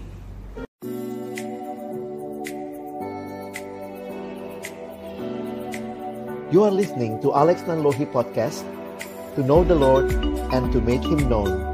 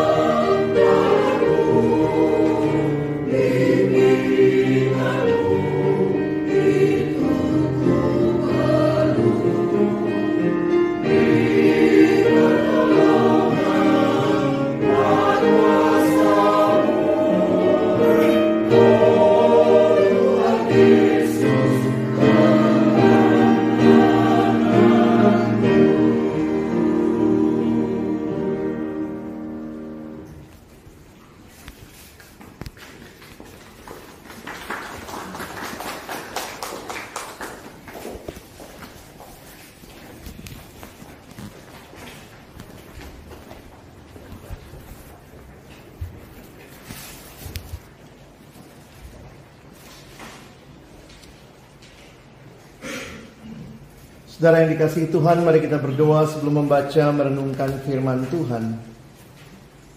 Kembali kami bersyukur ya Tuhan, karena kami memiliki Engkau, satu-satunya Allah yang hidup di dalam seluruh keberadaan kehidupan kami. Dan terima kasih kembali hari ini di hari perhentian yang Kau berikan kepada kami. Kami boleh datang bersekutu memuji, memuliakan nama-Mu.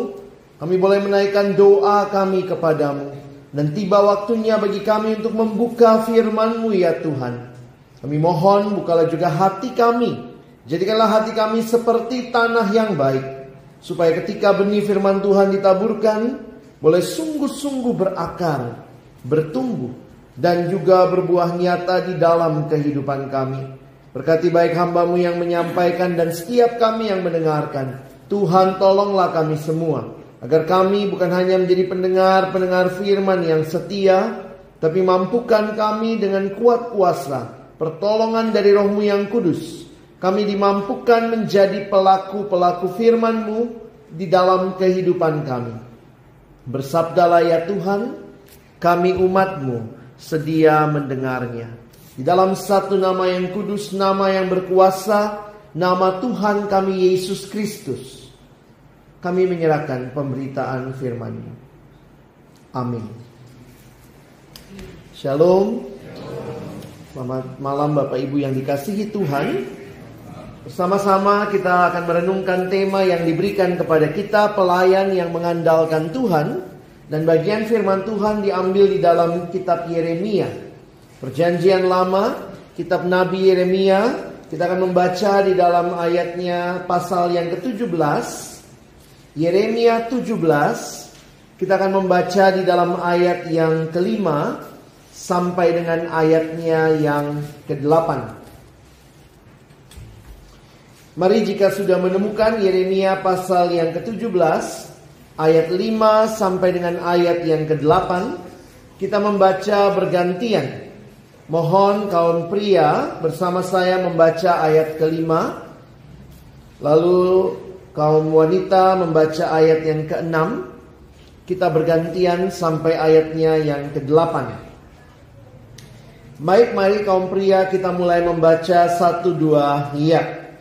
Beginilah firman Tuhan, terkutuklah orang yang mengandalkan manusia, yang mengandalkan kekuatannya sendiri, dan yang hatinya menjauh daripada Tuhan.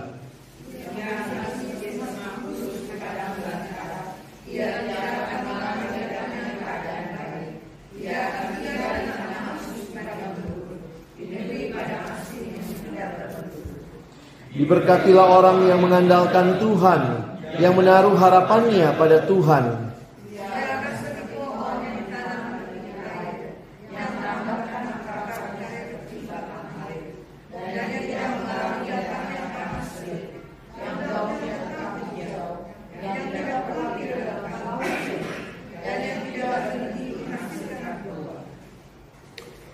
Saudara yang dikasihi Tuhan, apa artinya hidup mengandalkan Tuhan? Sore hari ini sama-sama kita akan melihat bagaimana bagian firman Tuhan secara khusus menolong kita memahami apa artinya hidup mengandalkan Tuhan. Saya mulai dengan satu cerita pengalaman pribadi saya ketika belajar mengerti apa artinya mengandalkan Tuhan. Dan akhirnya saya pun sadar bahwa ternyata mungkin banyak orang yang menyebut dirinya Kristen, ikut Tuhan, tetapi belum tentu dalam hidupnya mengandalkan Tuhan. Jadi satu waktu ketika saya masih mahasiswa, kami dapat kesempatan pelayanan misi ke satu desa di Klaten. Dan waktu itu kami beberapa orang, kami ada sekitar 10 orang dalam tim, tergabung dalam tim misi. Lalu kami pergi ke satu desa di Klaten. Dan pengalaman di desa itu menarik, kami di host oleh satu gereja dan kemudian diajak keliling oleh hamba Tuhannya. Dan saya ingat sekali kegiatan rutin kami setiap pagi itu biasanya pagi sampai siang keliling ke rumah-rumah jemaat Bapak Ibu sekalian. Sampai satu waktu kami kunjungan ke rumah seorang jemaat. Dan waktu kami datang itu cukup lama, kami ketuk rumahnya. Lalu kemudian tidak dari dalam rumah keluarlah seorang ibu. dengan rambut yang masih acak-acakan. Nah, nampaknya dia memang baru bangun tidur, saudara, waktu kami ketuk itu ya. Padahal itu sudah sekitar jam 10 pagi. Lalu kemudian kami diterima dengan ramah sekali di rumahnya. Lalu kemudian kami banyak diajak untuk sama-sama menikmati, dikasih makanan, saudara ya. Dan yang menarik adalah ibu ini seorang yang sangat-sangat sederhana. Dan dia, suaminya waktu itu lagi bekerja, karena itu masih pagi dan cuma dia sendirian di rumah. Yang saya ingat adalah Pak Pendeta minta saya mendoakan ibu itu. Jadi sebelum kami pulang, seperti biasa setelah makan, menikmati, lalu Pak Pendeta bilang, tolong Pak Alex boleh doakan ibu ini. Lalu kemudian saya minta ibu itu sharing dan saya tanya apa yang mau didoakan. Lalu ibu itu bicara dengan sederhana begini. Saya bersyukur kepada Gusti Yesus. Dengan bahasa Indonesia yang terbata-bata. Tadi sebelum om-om datang, kami semua dipanggil om ya Bapak Ibu ya. Sebelum om-om datang, kepala saya sakit sekali. Lalu saya ingat Gusti Yesus. Lalu saya berdoa. Dan setelah saya berdoa, saya tidur sebentar. Nah, pas om-om datang, saya puji Gusti, kepala saya sudah tidak sakit lagi. Saudara, saya tertegun waktu mendengar jawaban ibu itu. Kami dari Jakarta, tim misi dari kampus yang kayaknya ingin membagikan sesuatu pada orang desa yang sederhana, yang gak ngerti banyak doktrin. Tapi hari itu, saya belajar dari ibu yang sederhana itu, apa artinya ikut Tuhan, apa artinya mengandalkan Tuhan. Saudara, kita kalau di kota sakit kepala ingat apa? Paramex, Panadol, semua merek obat disebut gitu ya. Dalam kesederhanaan imannya, ibu itu ingat Yesus. Saudara, bukan berarti kita tidak butuh obat. Kalau saudara sakit ya minum obat begitu ya. Tetapi di dalam kenyataan kehidupan kita yang mengaku orang beriman, orang percaya, yang mengandalkan Tuhan, seringkali doa bukan jadi jalan pertama, tapi jadi jalan terakhir. Kalau semua obat gak mempan, Panadol biru gak mempan, merah gak mempan, baru aduh Tuhan sakit banget nih kepala. Barulah kita menyebut Tuhan di situ. Apa artinya mengandalkan Tuhan? Seringkali kita mengaku kita percaya, tetapi sudahkah hidup kita seiring dengan pengakuan percaya kita? Apa yang kita baca di dalam bagian ini, Yeremia pasal yang ke-17, saudara perhatikan sebentar. Ini sebenarnya di dalam bagian kitab Yeremia adalah menggambarkan apa yang menjadi dosa-dosa umat Allah. Saudara perhatikan judul yang diberikan oleh Lembaga Alkitab Indonesia. Yeremia 17, pergumulan Nabi oleh karena bangsa yang berdosa. Saudara perhatikan, di tengah-tengah keberdosaan Yehuda, apa yang menjadi masalah mereka? Kalau saudara lihat ayat 1 sampai ayat 4, masalah mereka adalah masalah penyembahan berhala. Mereka percaya kepada yang bukan Allah. Nanti kalau saudara perhatikan ayat 5 sampai ayat yang ke-8 yang kita baca tadi, itu adalah bagaimana mereka mengandalkan. Siapa yang diandalkan? Manusia. Mengandalkan manusia, mengandalkan kekuatan diri sendiri. Dan yang mengerikan adalah hatinya jauh dari Tuhan. Ada dua kata kunci yang saudara dan saya perlu perhatikan. Kata kunci yang pertama di dalam ayat yang kelima, terkutuklah. Mengerikan sekali apa yang menjadi hardikan Tuhan kepada umat yang mengandalkan diri mereka sendiri. Terkutuklah. Dan kata kunci yang kedua yang menarik saudara perhatikan di dalam ayat yang ke-7, diberkatilah. Siapa yang diberkati? Orang yang mengandalkan Tuhan, yang menaruh harapannya pada Tuhan. Dan saudara perhatikan, ada dua gambaran yang diilustrasikan di dalam ayat yang ke-6. Seperti apa orang yang mengandalkan kekuatannya sendiri? Ia akan seperti semak bulus di padang belantara. Ia tidak akan mengalami datangnya keadaan baik. Ia akan tinggal di tanah angus, di padang gurun, di negeri padang asin yang tidak berpenduduk. Ini adalah gambaran kematian.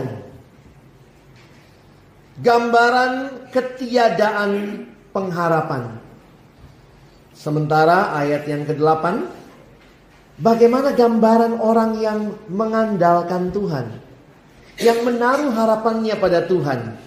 Ini persis dengan gambaran yang dituliskan di dalam Mazmur 1. Ia akan seperti pohon yang ditanam di tepi air, yang merambatkan akar-akarnya ke tepi batang air dan seterusnya. Ini gambaran pohon yang mencapai apa yang menjadi tujuan seseorang menanam sebuah pohon. Supaya pohon itu kemudian bisa dinikmati, entah rindangnya, daunnya, atau mungkin juga buah yang dihasilkan. Ini gambaran kehidupan. Orang yang mengandalkan Tuhan menikmati kehidupan yang melimpah. Nah, saudara yang dikasihi Tuhan, kayaknya memang secara konseptual kita mengerti ya, kita tahu. Tapi saya ingin menantang kita sekalian, termasuk saya yang berkhotbah. Sudahkah saya mengandalkan Tuhan? Saudara, orang yang mengandalkan Tuhan di dalam bahasa yang lain dipakai istilah percaya. Jadi mengandalkan itu sangat dekat dengan percaya. Dan percaya yang seperti apa? Saudara tidak bisa percaya atau tidak bisa meyakini mengandalkan Tuhan kalau saudara tidak punya relasi dengan Dia. Kita butuh relasi dengan Tuhan.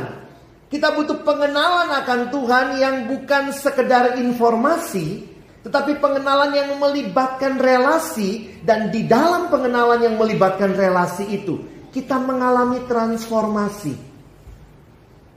Kalau sekedar mengenal secara informasi, maka mungkin saudara dan saya tidak mengalami sebuah pembaharuan.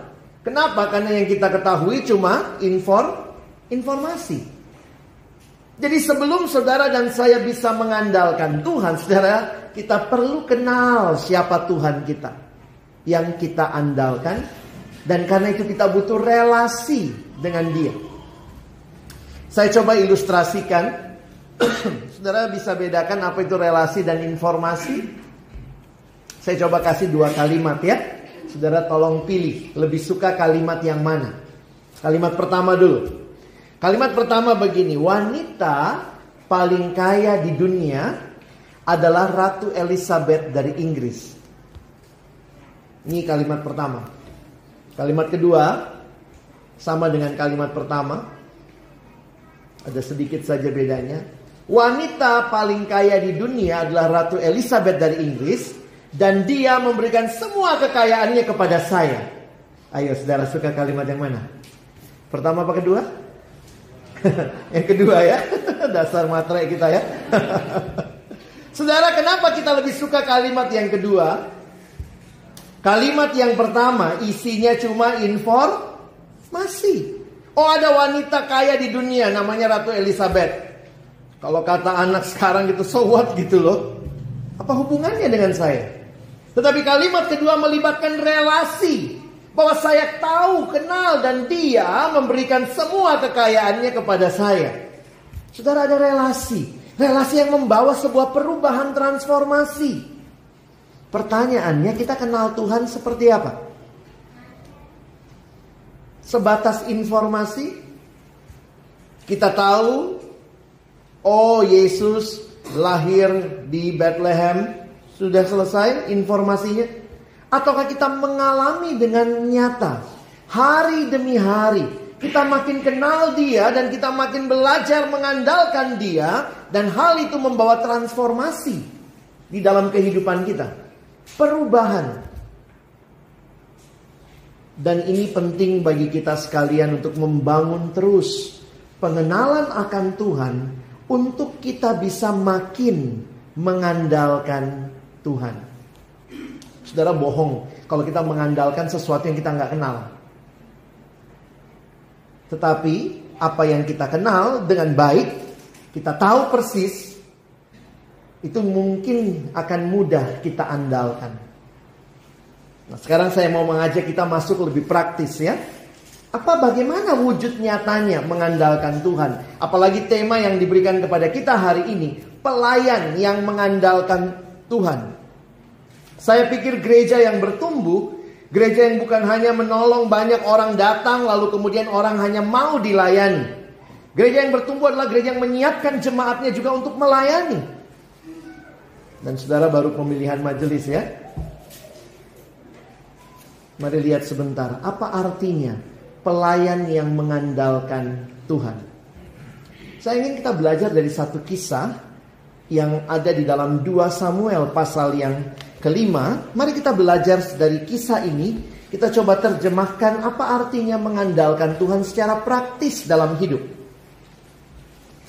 2 Samuel pasal 5 saudara. Mari kita lihat ayatnya yang ke-15, ayat yang ke-17 sampai 25. 2 Samuel 5 ayat 17 sampai 25. Saya bacakan bagi saudara. Ketika didengar orang Filistin bahwa Daud telah diurapi menjadi raja atas Israel, maka majulah semua orang Filistin untuk menangkap Daud. Tetapi Daud mendengar hal itu lalu ia pergi ke kubu pertahanan.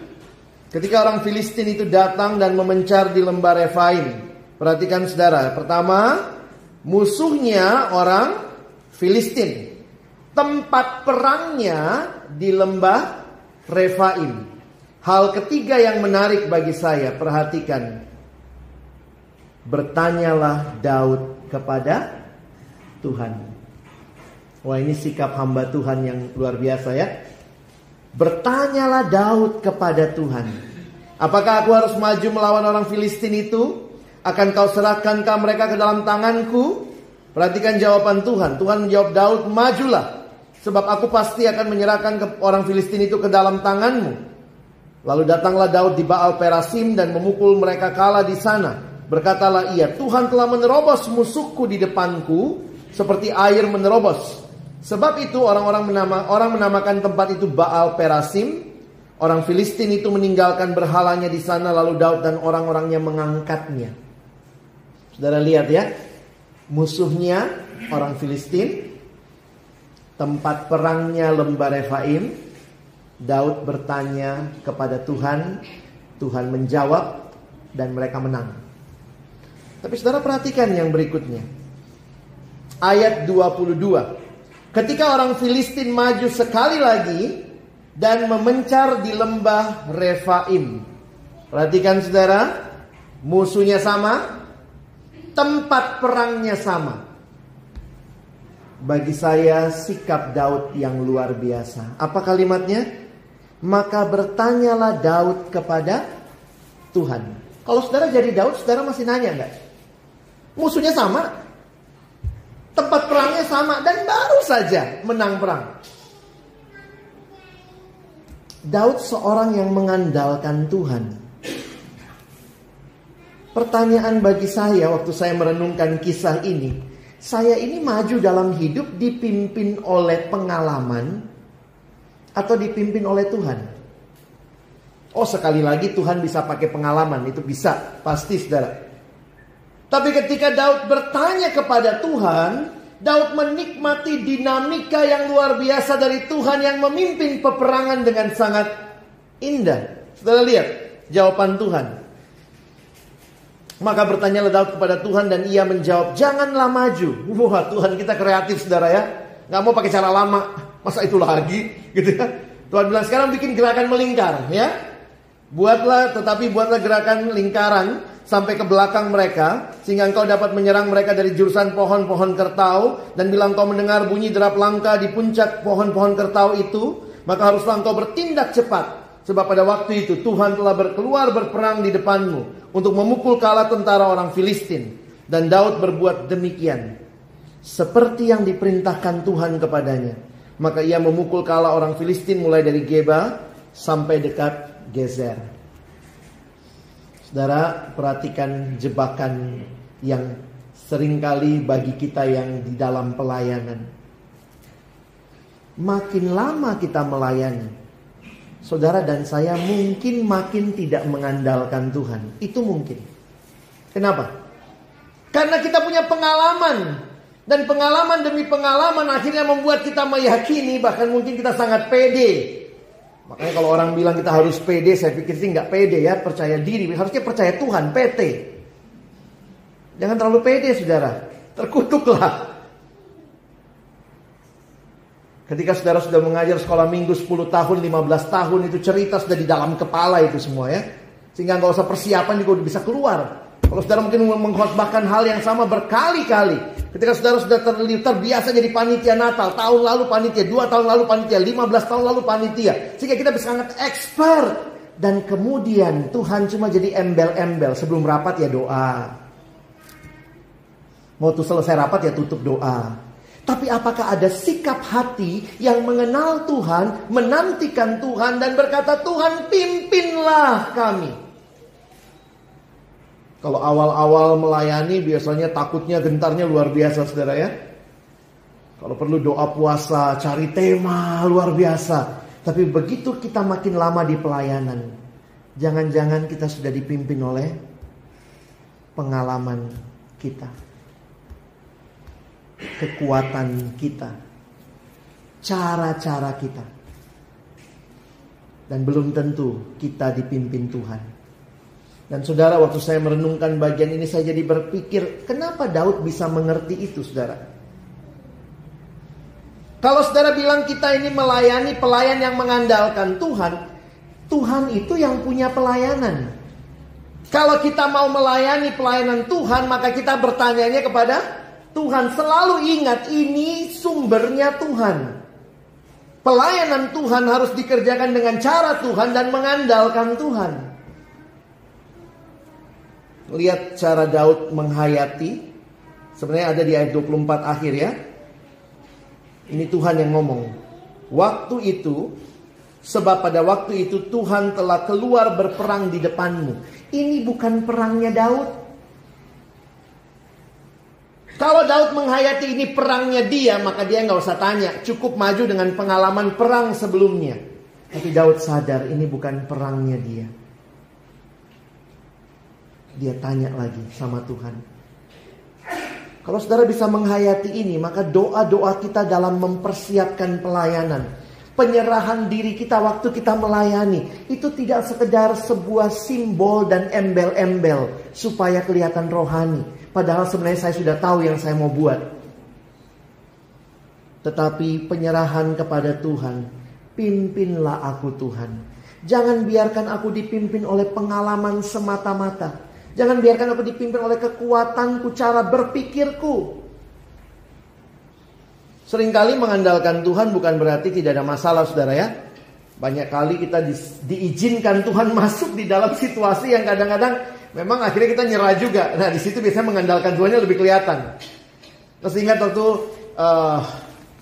Musa pimpin Israel keluar dari Mesir.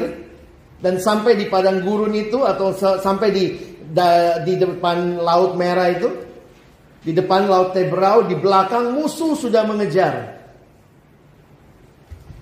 Lalu orang Israelnya mulai komplain sama Musa. Musa, apa kurang kuburan di Mesir? Kenapa kami dibawa ke sini? Dan itu kalau secara logika juga saudara ya. Depan laut, belakang musuh. Mau gimana? Ini mau pakai strategi melayang. Belum ada waktu itu saudara. Tapi ada kalimat yang menarik. Ayat 13. Ini kalimat Musa ya. Tetapi berkatalah Musa di Keluaran 14 ayat 13. Berkatalah Musa kepada bangsa itu. Janganlah takut. Berdirilah tetap. Dan lihatlah keselamatan dari Tuhan. Yang akan diberikannya hari ini kepadamu. Wah, saya nggak kebayang juga waktu Musa waktu ngomong begitu tuh gemeteran juga kali ya. Depannya laut, saudara. Ini mau rapat berapa lama juga depannya laut. Mau keringin, dikipas-kipas, nggak bisa. Tapi pengenalan Musa kepada Tuhan membawa dia meyakini keselamatan dari Tuhan. Dan akhirnya kalau kita lihat cerita selanjutnya ya, Musa akhirnya dipakai Tuhan ya. Tuhan bilang, kamu pegang apa? Tongkat. Pukulkan tongkat itu. Lalu laut kebelah. Saya suka mikir gitu ya, Musa tuh kan gak pernah gladi resik belah laut ya. Pernah gak gladi resik belah laut? Kalau saya jadi Musa begitu pukul begini lautnya gak kebelah, makhluknya itu loh. Taruh di mana nih muka gitu ya. Tapi orang yang mengandalkan Tuhan seringkali harus melewati hal-hal yang mungkin secara mustahil Tuhan berikan jalan. Jalan yang tidak pernah saudara dan saya bayangkan. Jadi saya makin mengerti ya. Kalau kita cuma mengandalkan pikiran kita yang terbatas itu. Kita cuma mengandalkan kekuatan kita yang terbatas itu. Kita hanya mengandalkan pengalaman kita yang terbatas itu. Kita tidak menikmati indahnya, dinamisnya Tuhan memimpin kita. Yang seringkali orang mikir, wah ini depannya laut, harusnya lewat atasnya dong. Kalau nggak atasnya ya nyamping kayak atau gimana. Tapi ini lewat dalamnya. Itu cara Tuhan. Apakah saudara dan saya mengandalkan Tuhan? Ini pertanyaan terus bagi kita. Di dalam Yeremia 9 kita lihat sebentar ya. Ada hal-hal lain yang diingatkan seringkali menjadi andalan manusia. Yeremia 9 ayat 23 dan 24. Saudara lihat hal-hal yang seringkali menjadi kemegahan dan andalan manusia. Beginilah firman Tuhan. Janganlah orang bijaksana bermegah karena kebijaksanaannya. Janganlah orang kuat bermegah karena kekuatannya. Janganlah orang kaya bermegah karena kekayaannya. Oh saudara, ternyata banyak hal yang bisa jadi kemegahan kita ya. Andalan kita. Ini pakai uang beres. Ini pakai kekuatan beres. Tetapi siapa yang mau bermegah, kata firman Tuhan, baiklah bermegah karena yang berikut, bahwa ia memahami dan mengenal aku, bahwa akulah Tuhan yang menunjukkan kasih setia, keadilan dan kebenaran di bumi. Sungguh semuanya itu kusukai. Demikianlah firman Tuhan. Saudara, saya hanya ingin mengingatkan kita, orang-orang yang rindu melayani dan mengandalkan Tuhan, hati-hati. Dalam pelayanan makin lama makin expert, makin lama makin terampil, makin lama kita makin merasa tidak butuh Tuhan. Semua dilakukan sebagai embel-embel supaya kelihatan rohani. Saya sudah tahu cara buat program. Saya sudah kenal pelayanan luar dalam. Tema gereja ini pelayan yang serupa Tuhan. Lama-lama kalau kita tidak waspada, kita bukan serupa Tuhan, tapi pelayan yang jadi Tuhan. Tipis bedanya ya. Mengulang lagi masalah utama Taman Eden. Manusia yang diciptakan segambar dan serupa dengan Allah. Ingat kalimatnya, segambar dan serupa dengan Allah. Menjadi manusia yang mau jadi Allah. Hati-hati dalam pelayanan ketika saudara dan saya tidak benar-benar kembali mengandalkan Tuhan. Mungkin yang terjadi, kita mau jadi Tuhan. Kita rasa kita tahu yang terbaik. Tapi hari ini kita diingatkan kembali. Dan Tuhan berikan kepada kita semua yang kita butuhkan. Dia berikan rohnya yang kudus diam di hati setiap kita yang percaya. Dia berikan firman-Nya, menolong kita memahami apa artinya ikut Tuhan dan mengandalkan Tuhan. Dia berikan kita komunikasi melalui kesempatan kita boleh datang kepadanya dalam doa. Dan dia memberikan kita komunitas yang menolong kita untuk terus saling menjaga, untuk hidup mengandalkan Tuhan. Saudara, ingat baik-baik, kita butuh Tuhan setiap waktu. Andalkan Dia. Kita tidak hanya butuh Tuhan sewaktu-waktu. Banyak orang ke gereja kalau ada maunya. Kalau semua maunya terpenuhi, tidak ke gereja lagi. Ketika kecewa, lari dari Tuhan. Orang yang mengandalkan Tuhan adalah orang yang terus berkata kepada Tuhan, pimpinlah aku. Kiranya firman Tuhan hari ini meneguhkan kita memasuki minggu yang baru. Sebentar lagi kita menutup 2018, kita masuk 2019. Biarlah sikap hati kita, saya mau mengandalkan Tuhan. Amin. Mari kita berdoa.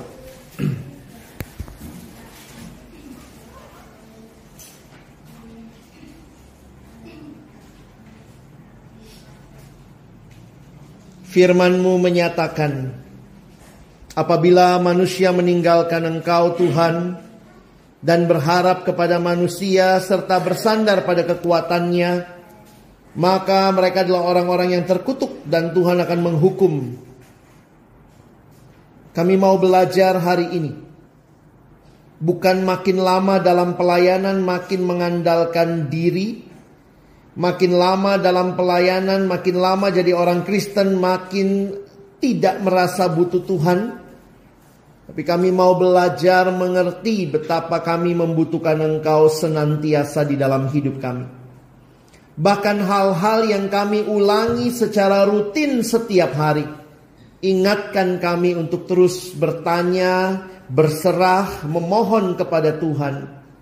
Pimpinlah kami terus Tuhan, supaya kami pun akhirnya dipimpin dengan indah, dengan dinamis, secara kreatif. Karena Tuhan kami adalah Tuhan yang luar biasa.